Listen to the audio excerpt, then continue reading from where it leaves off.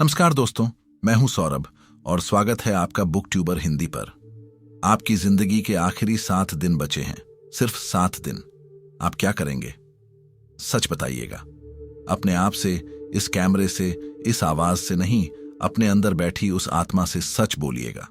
क्या आप उन अधूरे सपनों के लिए दौड़ेंगे जिन्हें आपने सालों से टाल रखा है, या आप दुनिया के हर उस सुख को भोग लेना चाहेंगे जिसका आपने सिर्फ ख्याल किया था? क्या आप शिकायतों में, अफसोस में, या काश मैंने ये कर लिया होता की लंबी लिस्ट में डूब जाएंगे? ज्यादातर लोग यही करेंगे, दौड़ेंगे, भोगेंगे या पछताएंगे, क्योंकि हम सबने मान लिया है कि जिंदगी एक अंतहीन सड़क है। हम चलते रहते हैं ये सोचकर कि मंजिल बहुत दूर है। लेकिन क्या हो अगर आज आपको पता चले कि आपकी सड़क बस 7 दिन आगे जाकर खत्म हो रही है? आज हम कोई किताब नहीं बल्कि जिंदगी के उस सबसे बड़े सच को पढ़ने जा रहे हैं जिसे हम रोज देखकर भी अनदेखा कर देते हैं। आज हम एक कहानी नहीं बल्कि एक आईना देखने जा रहे हैं। एक ऐसा आईना जो आपको बताएगा कि आपकी हर कोशिश, आपकी हर मेहनत, आपका हर वो आंसू जो संघर्ष में बहा, वो कहां जाता है। आज का विषय है, कोई कोशिश बेकार नहीं जाती, हर कोशिश अपनी कीमत वसूलती है। ये सिर्फ एक मोटिवेशनल लाइन नहीं है, ये ब्रह्मांड का सबसे गहरा नियम है। और इसे समझने के लिए हमें चलना होगा जापान के घने बांस के जंगलों में, जहां एक जैन मास्टर और उसके शिष्य की कहानी हमारा इंतजार कर रही है। ये कहानी आपके क्यों मेरी मेहनत का फल नहीं मिलता वाले सवाल को जड़ से उखाड़ फेंकेगी। जापान के घने बांस के जंगलों के बीच एक छोटा सा आश्रम था। वहां एक जैन मास्टर ध्यान में लीन थे। उनके चेहरे पर गहरी शांति थी, ऐसी शांति जो सिर्फ बाहरी शोर के बंद होने से नहीं बल्कि मन के तूफानों के थम जाने से मिलती है। चारों तरफ सन्नाटा था, हवा में पत्तों की सरसराहट भी जैसे ध्यान का ही एक हिस्सा लग रही थी। लेकिन अचानक उस शांत चेहरे पर एक शिकन उभरी। उनकी आंखें खुलीं और उनमें गहरी उदासी छा गई। ध्यान की उस असीम गहराई में जहां समय और स्थान का भेद मिट जाता है, उन्होंने एक भयानक सच देखा था। एक ऐसा सच जिसे कोई भी गुरु अपने शिष्य के लिए नहीं देखना चाहेगा। उन्होंने देखा कि ठीक 7 दिन बाद उनके सबसे प्रिय शिष्य की मृत्यु हो जाएगी। मास्टर का दिल भारी हो गया।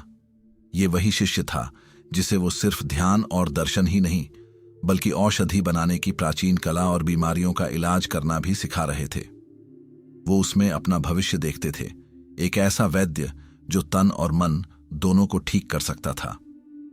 कुछ देर की खामोशी के बाद उन्होंने एक फैसला लिया। उन्होंने शिष्य को अपने पास बुलाया। शिष्य आया, झुका और गुरु के आदेश का इंतजार करने लगा।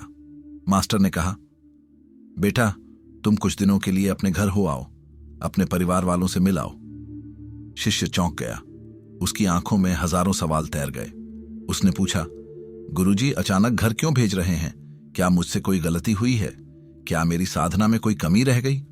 मास्टर ने पहले तो बात को टालने की कोशिश की। उन्होंने कहा, नहीं, बस बहुत समय हो गया है। तुम्हारे माता पिता तुम्हारी प्रतीक्षा कर रहे होंगे।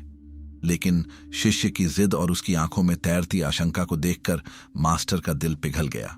वो जानते थे कि आधा अधूरा सच पूरे झूठ से ज्यादा तकलीफ देता है। उन्होंने गहरी सांस ली और वो कहा, जो कोई गुरु नहीं कहना चाहता। 7 दिन बाद उन्होंने कहा, तुम्हारा जीवन समाप्त हो जाएगा, तुम्हारा समय पूरा हो चुका है। शिष्य के पैरों तले जमीन खिसक गई। सन्नाटा इतना गहरा हो गया कि उसे अपने दिल के टूटने की आवाज सुनाई दे रही थी। लेकिन गुरु का वचन पत्थर की लकीर था। मास्टर ने आगे कहा, लेकिन एक बात याद रखना, चाहे कुछ भी हो, 8वें दिन का सूरज ढलने से पहले तुम्हें आश्रम वापस लौट आना है। शिष्य का दिल भारी था, आंखों में आंसू थे, लेकिन चेहरे पर गुरु के आदेश का सम्मान था। वो अपने घर की ओर चल पड़ा। रास्ता लंबा था, अनजान जंगलों, पहाड़ों और गांवों से होकर गुजरता था। हर कदम उसे अपनी मौत के करीब ले जा रहा था। जब वो एक नदी पार करके एक छोटे से गांव में पहुंचा तो उसने कुछ अजीब देखा। गांव में एक मातम पसरा था। लोग सहमे हुए थे, घरों में बंद थे।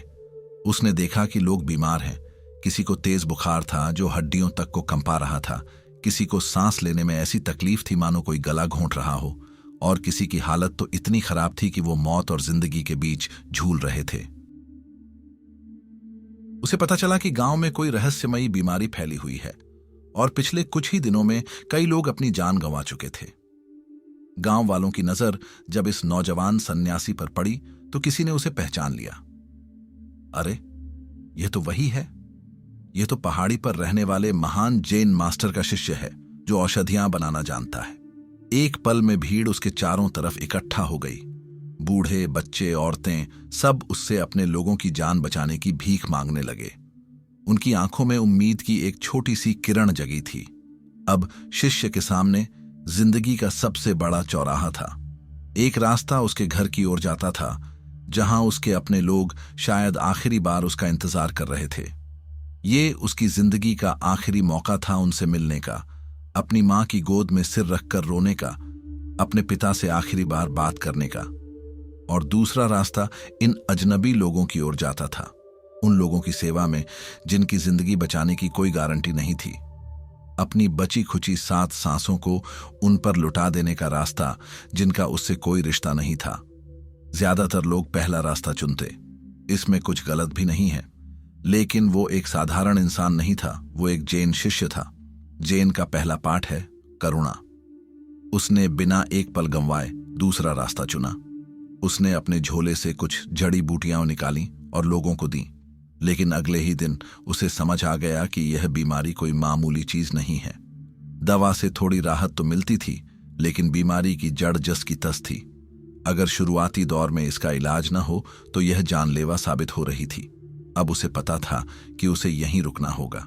उसने कुछ गांव वालों को साथ लिया और पास के जंगलों में दुर्लभ जड़ी बूटियां ढूंढने निकल गया। वापस आया तो बीमारों की भीड़ और बढ़ चुकी थी। दिन में वो लोगों को दवा देता, उनकी सेवा करता, और रात को वो खुद पर नई नई जड़ी बूटियों का प्रयोग करता। नींद, भूख, आराम वो सब भूल चुका था। उसे अपनी मौत याद ही नहीं रही, उसे बस वो तड़पते हुए चेहरे याद थे। 4 दिन लगातार वो यही करता रहा। उसका शरीर थक कर चूर हो चुका था, आंखों के नीचे काले गड्ढे बन गए थे, लेकिन उसकी आत्मा की आग और धधक रही थी। और फिर 5वें दिन उसे वो दवा मिल ही गई, एक ऐसी जड़ी बूटी का मिश्रण जो इस बीमारी को जड़ से मिटा सकती थी। उसने तुरंत गांव वालों को इकट्ठा किया और बड़े पैमाने पर दवा तैयार करनी शुरू कर दी। एक एक इंसान को, एक एक बच्चे को दवा पिलानी थी। सैकड़ों लोगों को मौत के मुंह से वापस खींचना था। अगले 2 दिन और रात वो एक मशीन की तरह काम करता रहा। जब आखिरी बीमार इंसान की हालत भी सुधरने लगी और गांव के लोगों के चेहरों पर मुस्कान लौटी, तब उसे अचानक याद आया, आज 7वां दिन है, आज उसकी जिंदगी का आखिरी दिन, और वो अपने घर वालों से तो मिल ही नहीं सका। उसका दिल डूब गया। उसने सोचा, कम से कम आखिरी बार अपने गुरु के दर्शन तो कर लूं। वो भारी मन से थके हुए शरीर के साथ आश्रम की ओर निकल पड़ा। जंगल का रास्ता पार करते हुए अचानक उसके पैर में तेज दर्द हुआ। इससे पहले कि वो कुछ समझ पाता, एक जहरीले सांप ने उसे डस लिया था। जहर तेजी से उसके खून में फैलने लगा। शरीर सुन्न पड़ने लगा, आंखों के आगे अंधेरा छाने लगा। उसके पास कोई दवा नहीं थी, सारी जड़ी बूटियां गांव में ही खत्म हो चुकी थीं। वो एक पेड़ से टिककर बैठ गया और धीरे धीरे बेहोशी में चला गया। उसने अपनी हार मान ली। गुरु ने सही कहा था, आज 7वां दिन था और उसकी मौत निश्चित थी। जब उसकी आंखें खुलीं तो एक जानी पहचानी खुशबू ने उसका स्वागत किया। उसने देखा कि वो आश्रम में है, अपने बिस्तर पर लेटा है और सामने उसके गुरु, वही जैन मास्टर, शांत भाव से बैठे मुस्कुरा रहे हैं। वो हैरान रह गया। उसे अपनी आंखों पर यकीन नहीं हुआ। उसने कांपती हुई आवाज में पूछा, गुरुजी, यह कैसे संभव है? आज तो मेरी मृत्यु निश्चित थी, मैं जिंदा कैसे हूं? मास्टर मुस्कुराए और बोले, पहले तुम बताओ, इन 7 दिनों में तुमने क्या किया? शिष्य ने पूरी कहानी बताई। गांव की बीमारी, लोगों की तकलीफ, जड़ी बूटियों की खोज, खुद पर किए गए प्रयोग, और कैसे उसने उन सब लोगों की जान बचाई। ये सब सुनकर मास्टर की आंखों से आंसू बह निकले। उन्होंने शिष्य का हाथ अपने हाथ में लिया और कहा, याद रखो, हमारे कर्म कभी हमारा पीछा नहीं छोड़ते। वो हमारे भविष्य का निर्माण नहीं करते, वो हमारा वर्तमान बन जाते हैं। उन्होंने आगे समझाया, जब तुम जड़ी बूटियों की खोज कर रहे थे और खुद पर उनका प्रयोग कर रहे थे तो उनमें कुछ जहरीली भी थीं। उन 7 दिनों में तुम्हारा शरीर उन छोटे छोटे जहर की मात्रा का आदी हो गया। तुम्हारे खून ने उस जहर से लड़ना सीख लिया। इसीलिए जब उस जहरीले सांप ने तुम्हें काटा तो उसका जहर तुम्हारे लिए उतना घातक साबित नहीं हुआ जितना किसी आम इंसान के लिए होता। तुम्हारा शरीर पहले से ही तैयार था। समय रहते आश्रम के लोग तुम्हें यहां ले आए और तुम्हारी जान बच गई। मास्टर ने उसकी आंखों में झांक कर कहा, यह है कर्म का फल। कर्म का असर भविष्य में किसी खाते में जमा नहीं होता।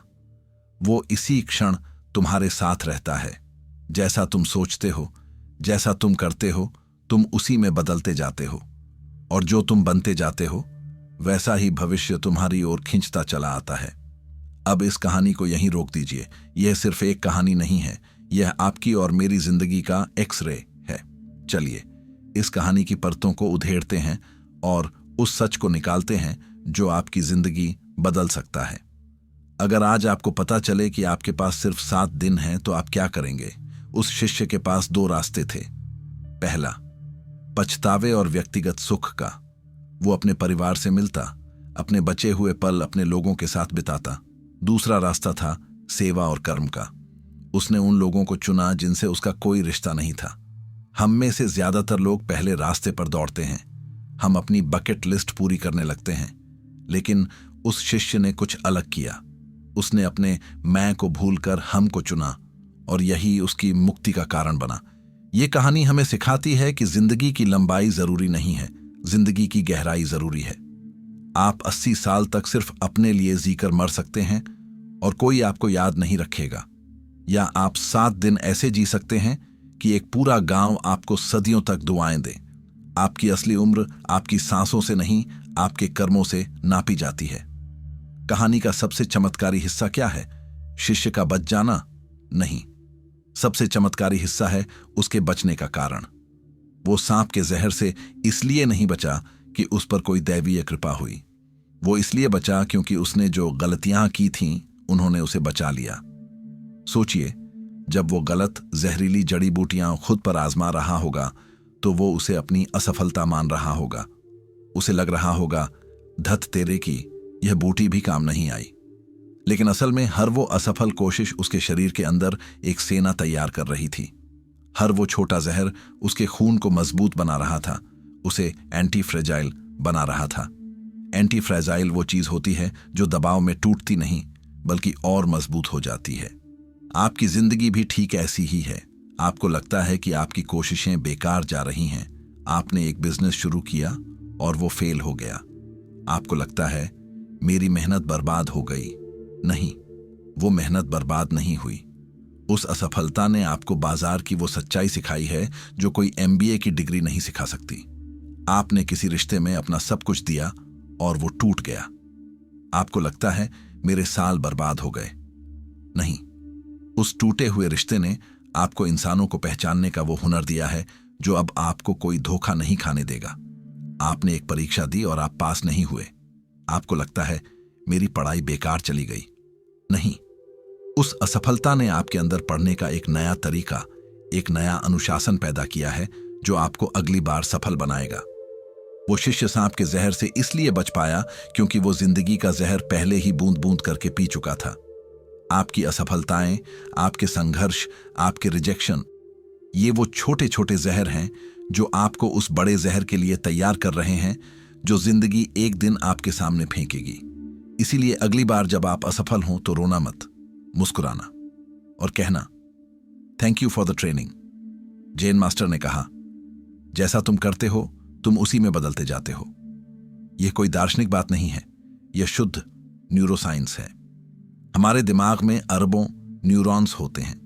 जब भी हम कुछ सोचते हैं, कुछ करते हैं या कुछ महसूस करते हैं तो कुछ न्यूरॉन्स एक दूसरे को सिग्नल भेजते हैं, एक रास्ता बनता है। जब हम उसी काम को बार बार करते हैं तो वो रास्ता पक्का और चौड़ा होता जाता है। इसे न्यूरोप्लास्टिसिटी कहते हैं। आपका दिमाग कोई पत्थर की लकीर नहीं है, ये गीली मिट्टी जैसा है। आप अपनी हर कोशिश से, अपनी हर आदत से इस पर नई लकीरें बना रहे हैं।